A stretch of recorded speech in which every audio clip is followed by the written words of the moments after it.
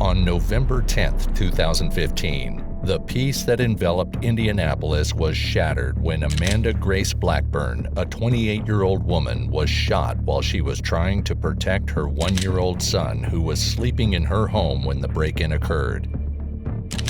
Amanda Blackburn, who was still breathing when she was found by her husband, Pastor Davy Blackburn, passed away in the hospital only 2 days later.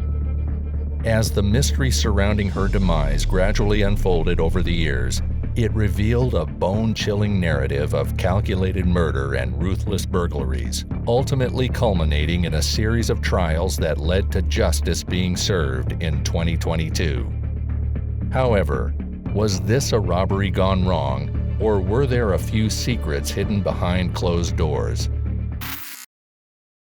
Welcome, armchair detectives. We are back at True Detective Network. The killing of a pastor's pregnant wife, Amanda Blackburn, in Indianapolis had captured a nation's attention. The murder itself was shocking. A young pregnant woman was murdered in her own home. If you want to know the bitter truth behind this case, watch this video till the end. Photograph after photograph shows the young couple Amanda and Davy Blackburn smiling, hugging, and holding their son Weston close. The pictures draw a stark contrast to the brutality that was about to unfold. On November 10, 2015, at 6 a.m., Pastor Davy Blackburn had just left to go to the gym, leaving his wife, who was 12 weeks pregnant, and their 15-month-old son home alone. As he returned home from the gym at about 8 a.m., the young pastor found his wife unconscious in their Indianapolis home. Amanda died 2 days after she was attacked during a robbery of their Northwest Side home. The coroner's office later in the day ruled her death a homicide and said the cause of death was a fatal gunshot wound to the head. The couple regularly posted about their relationship on social media and shared videos where they answered questions from the congregation of the church that Blackburn founded, Resonate Church, shortly after moving to Indianapolis from South Carolina in January 2012. Davy Blackburn praised his wife in a statement posted later. "My wife was such a beautiful, gracious, loving woman of God. I have not only lost my ministry partner and support, but also my very best friend," he said. "There is no way to prepare yourself for circumstances like these. As deeply as I am hurting, I am hopeful and confident that good things will come of this." The Blackburns have a toddler son named Weston. Amanda was pregnant with the couple's second child when she was killed. Her death was condemned by authorities for both its brutality and its shocking senselessness. The murder of Amanda Blackburn resulted in no small amount of speculative interest across the country. Officials released neighborhood surveillance footage that captured images of the person they believed was responsible. 2 images from that footage, taken from the camera system of a home in Sunnyfield, were released to the public. Police described the captured man as being between 5'4" and 5'9" tall with a slim to medium build. He was wearing light-colored pants and a two-toned hoodie. Indianapolis Metropolitan Police Department Homicide Captain Craig Converse said, "We know who killed her. At least we have a picture of him. We don't know the name." Investigators believe the suspect saw how Pastor Davy Blackburn left his house and seized the opportunity to rob his home. A neighbor reported hearing gunshots about 35 minutes after Davy had left. Police later confirmed they had questioned several suspects and held them on unrelated charges. Police were initially tight-lipped about the circumstances behind the murder of Amanda Blackburn. Several days later, they said to believe the 28-year-old woman's killer was tied to a burglary at a house only 2 doors down the street that happened shortly before. The identity of callers, and detectives say every tip helps, no matter how insignificant it may seem. Please tell me this, because that little bit of information will go to the detective that's working the case. But Amanda's murder was only one piece of an 8-day spurt of violence that gripped the city of Indianapolis beginning November 3, 2015, according to police investigations. At the center of those alleged acts of violence are Larry Taylor Jr., aged 18, and 2 other young adults identified by authorities as Jalen Watson, 21, and Deano Gordon, 24. Their spree began when Taylor and Watson robbed a unit at Indianapolis's Westlake Apartments while the owner, a young woman, was taking a shower. According to charging documents, after Watson forced her out of the shower at gunpoint, the woman was then sexually assaulted by Taylor. The men then demanded the victim's bank cards and also stole her cell phone, purse, jewelry, TV, and her 2007 Chrysler Sebring, among other items, she said. The group was ultimately charged with burglary, theft, and armed robbery. In addition, Taylor was charged with rape. But that dreadful night was only the beginning, police say. The following day, on November 4th, Taylor allegedly shot a man to death for only having $10 in his wallet when he tried to rob him. The victim, later identified as Rolando Gonzalez Hernandez, was struck with a bullet to the head. This resulted in Taylor now facing charges of murder, felony murder, and robbery resulting in serious bodily injuries. As reported by the police, only 6 days later, on November 10th, Taylor and Watson took part in a series of robberies that included breaking into the home of Davy Blackburn, lead pastor of Resonate Church, and his wife, Amanda. Davy Blackburn had just left to go to the gym after 6 a.m., leaving his pregnant wife and their 1-year-old son home alone.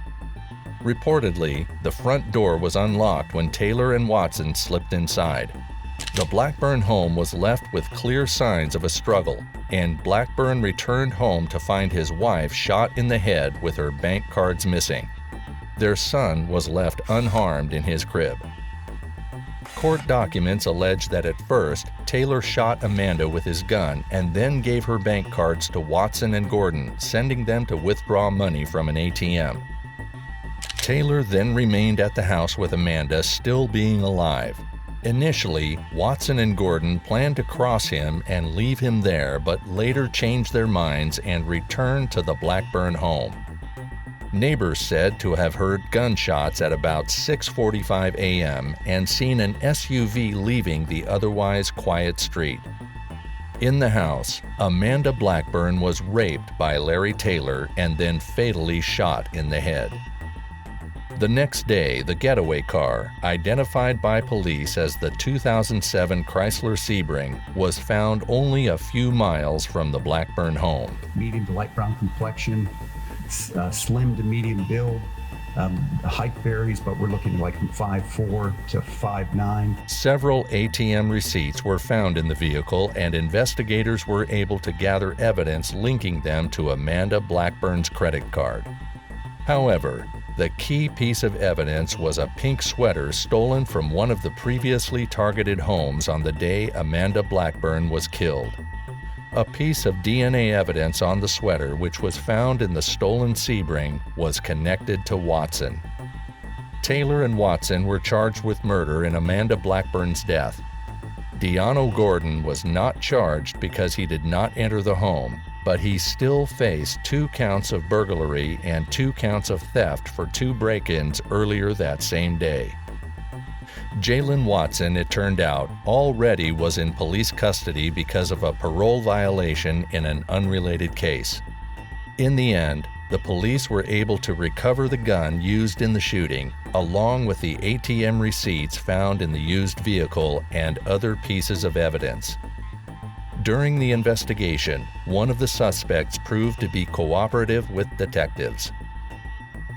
The Blackburn case had attracted significant interest across the country, with media coverage appearing on national and international media outlets like ABC News, Fox News, and the Daily Mail. On November 17th, Davy Blackburn spoke out for the first time about his wife's death, appearing in a nationally televised interview on Good Morning America. Closer to home, Amanda Blackburn's death resonated with thousands, including the state's top executive. Her funeral at Traders Point Christian Church in Whitestown was attended by more than 2,000 people. Governor Mike Pence was among them. Here I am trying to figure out, how do I go on with life without my best friend, my soulmate, the only person I ever could imagine myself being. She was an unbelievable person. My son's mom, that I dreamt that I would raise our kids with.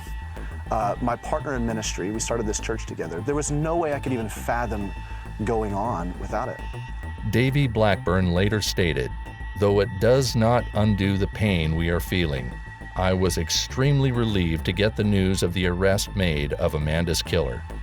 The investigators have assured me they have a solidly built case to ensure justice is levied and the process is expedited. The family and I couldn't be more thankful for the level of compassion and professionalism the IMPD and investigators have shown us through the last couple of weeks." In the end, 2 men have been arrested for the murder of Amanda Blackburn. It seemed that the case was almost considered closed. But the story took a strange turn from here on. Many people were disturbed by the behavior of Pastor David Blackburn as he seemed emotionally detached and strangely happy after the murder of his wife Amanda. Just a few weeks after the murder of his pregnant wife, he was showing behaviors that were troubling and inconsistent with being a grieving husband. But he says it was his faith that eventually helped carry him through. As shocking as the brutal murder of Amanda was, it was her husband who further shocked the public with his statements, which could only be described as crass, cold, unfeeling, and disinterested. "I want my bride to come alive. And if I had asked you, Davey, before this, if you were willing to give up your bride so that my bride could come alive, what would you have said?" And of course, just like anybody, I said, absolutely not. There's no way. I'm good. I'm good with being married and having 2 little kids and pastoring a church of 120 for the rest of my life. I'm good with comfort. And the Lord said, that's why I didn't ask you the question beforehand. Because sometimes when you say, I surrender all, you really mean I surrender some, until you're put in a situation where you have to surrender all. He repeatedly responded in ways that shocked the public even further, perhaps more than the murder itself. Through his online videos, the public came to know a lot about Davy, including the fact that he was obsessed with his own numerical success and that he felt his wife Amanda stood in the way of this success. And we have this huge celebration planned. One of the things I'd love to have you help me with is to send in a short video of how Resonate Church and Amanda's story has impacted your life. Now here are the parameters for the video, 20 seconds long.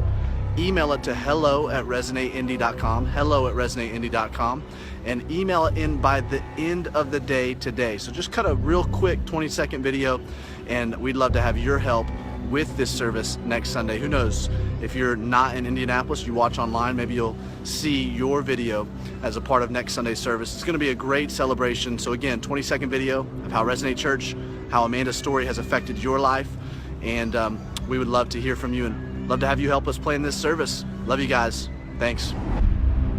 He even went as far as saying her initial pregnancy was a personal crisis for him and that she frequently complained that he was not spending time with her and was too focused on his business of getting more followers for his church. His videos further revealed his talent for theatrics and choreographed presentations, one in which, just before Amanda's shooting, he frantically waved around a prop gun. A week later, his wife Amanda was dead, and his first reaction was to capitalize on this tragedy as an advertising opportunity for his own advantage. Davy published his first post in his blog called "Nothing is Wasted" on May 17, 2016. On August 24, 2016, he posted a photo of his son Weston at Amanda's graveside. Her headstone was engraved with the same words, "Nothing is wasted." On January 3, 2017, he posted that he was writing the last chapter of his book, also called Nothing is Wasted. He also launched a podcast titled Nothing is Wasted on May 26, 2017. The words "nothing is wasted" seem to be a central theme used throughout his whole online presence, beginning immediately after his wife's murder. The public expected him to show fear after the murder, if not for himself, a man of great faith, then at least for the safety of his son or the rest of the neighborhood. He did not. And that is not all. On the day of the shooting, the emergency crews arrived at around 8:30 a.m. at the Blackburn residence in the 2800 block of Sunnyfield Court.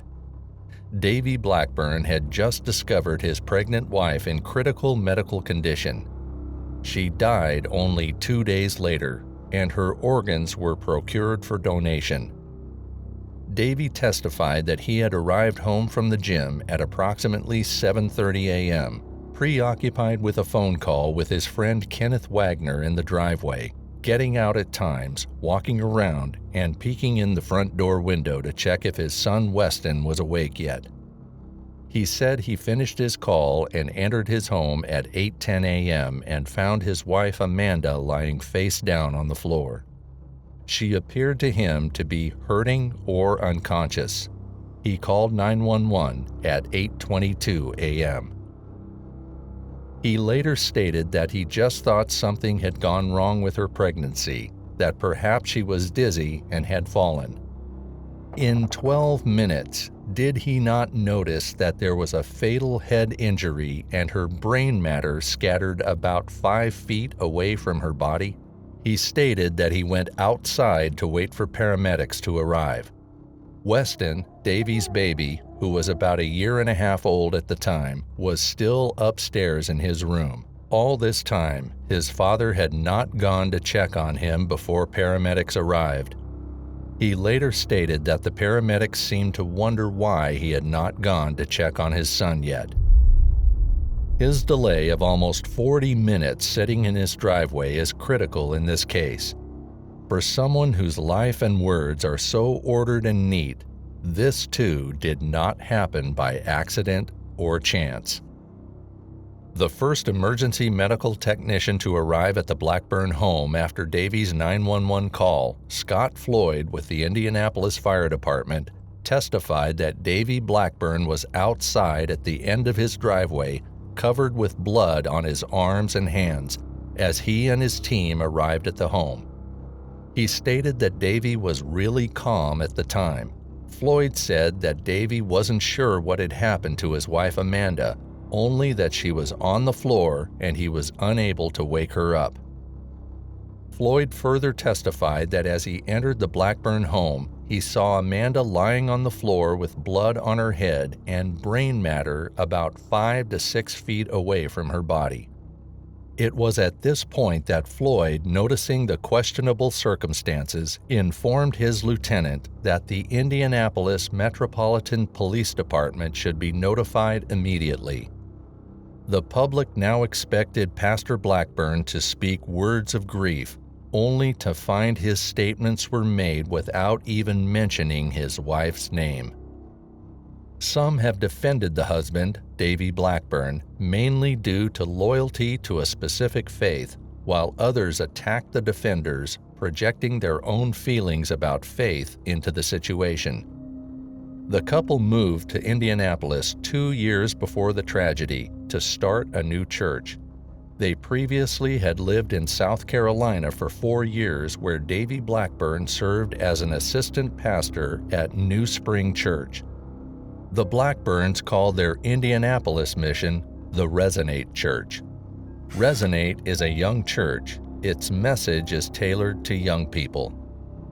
Each week, the sermon videos are posted on the church website. Topics have included relationship advice, resolving conflicts, and what the Bible says about sex. In the October 27th sermon, which has now been made unavailable to the public, the Blackburns spoke openly about their relationship and their struggles to connect as a couple. They had originally met on a blind date. At that time, Amanda's sister was dating Davy's best friend. They went to a concert by the Christian band Hawk Nelson. They were attending different colleges at the time. Davy was on fall break, and he hung out with Amanda the whole week. They just clicked. On the day before he went back to school, they had a milkshake drinking contest. Amanda lost. "You shot milkshake out of your nose," Davy said, looking at Amanda, "and that's when I knew I had met the girl I was going to marry." To the outside world, they were the perfect couple, but they struggled a lot. Drinks on the house, little virgin pina coladas, some water, anything we want, and if you can look behind us. "We had a really great honeymoon," Amanda said in the video of the October 27th question and answer style sermon. "We were so in love, taking pictures. Then, literally, the next day he went to work, it was like, honeymoon over." Before the wedding, they had been dating long distance and had not spent more than a few weeks together at a time. When you're dating and so in love, you can forget about all the conflict or the things that might annoy you, Amanda said. But once you get married, those things become a really big deal. They went to counseling and learned to communicate. In the October 20th sermon, Davy Blackburn was alone on stage wearing a dark t-shirt, sleeveless gray hoodie, and camouflage pants. The sermon is titled, "Bringing Sexy Back." He spoke frankly, telling the congregation that Amanda took a purity pledge when she was a teen. She was so true to that pledge that she refused to even kiss a man before she was married. "Do you know how much that meant to me?" he said.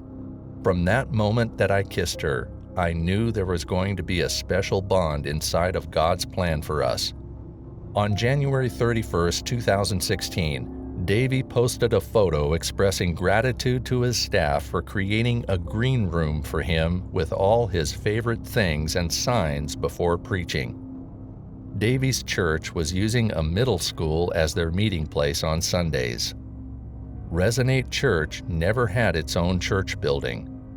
The most prominent sign in the green room reads, "Nothing is wasted." Only 3 months after the murder of his wife Amanda, the 1,776 square foot Blackburn family home was listed for sale on February 22, 2016. It was sold for $145,000 on April 22, 2016. Before his old home was sold, Davy purchased a new home under his business name NIW Serendipity LLC on March 2, 2016. Davy's new home is 5,186 square feet with 5 bedrooms, 4.5 baths, and a pool. He posted in July 2016 how happy he was hosting pool parties at his new home.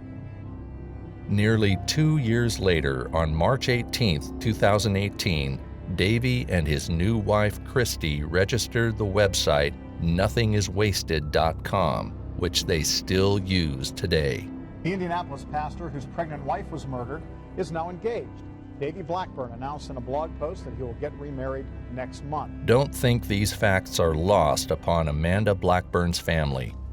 These are the things that haunt the victim's close relatives long after the media blitz has gone away.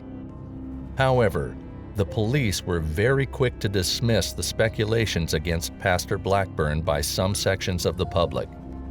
Just days after the murder, police quickly determined that her husband, Davy Blackburn, had no part in the killing. They found that he had a perfect alibi and was in fact in the gym at the time of the incident. They did not deem it necessary to go into further detailed checks on the husband. They did, however, investigate the leads on the 3 young suspects of the robbing and killing of Amanda Blackburn. The suspects, 18-year-old Larry Taylor, 21-year-old Jalen Watson, and 24-year-old Deano Gordon, called themselves the Kill Gang. Marion County Prosecutor Terry Curry said that prosecutors would look into whether an enhancement could be filed in connection with Blackburn's pregnancy. Legal experts say the woman's pregnancy could enhance any charges the suspect would face. And now, after several years since the pastor's wife was murdered during a robbery spree, the investigators say the man who fired the gun that killed Amanda Blackburn has been found guilty after a bench trial. 2 previous attempts to try Taylor had ended in mistrials. The first mistrial was declared after a juror named Blackburn was pregnant, information the judge was afraid would affect the jury's feelings. The case against Taylor took years to be put together, with investigators needing to narrow down the number of witnesses who would testify. In addition, there were COVID-related delays and changes in attorneys that contributed to the case's long development. Larry Taylor was convicted of the following charges: murder, burglary, level 1 felony, 2 counts of theft, level 6 felony and misdemeanor, criminal confinement, level 3 felony, 2 counts of burglary, level 4 felonies, auto theft, level 6 felony, carrying a handgun without a license, class A misdemeanor. He was found not guilty of robbery and not guilty of one of the murder counts. He faced 14 counts in total. 2 of the suspects, Jalen Watson and Deanno Gordon, took plea deals in the case. They agreed to testify against Taylor and did so during the bench trial. Murder charges were dropped in exchange. While both conceded they'd been involved in multiple burglaries on the day of Blackburn's murder, they said Taylor was the person who shot Blackburn inside her home. Deanno Gordon was sentenced to 30 years after Taylor's conviction. Gordon will serve 25 years in prison and 5 years probation. Jalen Watson was sentenced to 29 years for robbery resulting in serious bodily injury and 10 years each for 2 counts of burglary. The sentences will be served concurrently. But Judge Grant Hawkins issued an order on December 2, 2022, modifying Watson's prison time. The new order takes 14 years off Watson's original 29-year sentence. He'll spend 10 of his remaining 15 years in the Indiana Department of Correction and 5 years on home detention with Marion County Community Corrections. He'll also be on probation for 4 years. The sentencing order gives him credit for time served and good behavior. During home detention, Watson is to receive mental health evaluation and treatment. He was also issued an order barring him from contacting Taylor. Davy Blackburn hasn't publicly responded to the sentencing. He wrote the lyrics of a song by the band Sleeping at Last on his Facebook page. Darkness exists to make light truly count, with the remarks, "One of my favorite lines in a song. After walking through the darkness of the valley of the shadow of death, I have a deeper appreciation for life and light. The darker things get, friends, the brighter our light can shine. Don't let Satan it out." The Blackburn case is only the latest slaying to have gathered significant attention. Officials have recorded 134 victims of criminal homicide in Indianapolis in a single year, a number only 1 below the total recorded in 2014. Of those killings, about 60 are still unresolved. But deadly incidents aren't the only problem Indianapolis is facing. The city has seen a 22% jump in non-fatal shootings over the previous years. Officials have blamed the uptick in violent crime on a combination of drugs, gangs, illegal guns, poverty, and mental illness. But what about the young pastor? What are your thoughts on his strange behavior after his wife's murder? Did he play a bigger role in this case than he made the public believe? And what do you think about the police giving him a clean chit without further investigation? Do you think that justice was served? Let us know in the comments down below, and feel free to share your own theories about this chilling story. And that's it for today. Thank you, Armchair Detectives, for joining us on this journey into Amanda and Davy Blackburn's case. Your dedication is invaluable. Stay tuned to True Detective Network for more mysteries every week. Remember to subscribe for weekly true crime updates. Keep sleuthing, Armchair Detectives, and let's continue seeking justice together.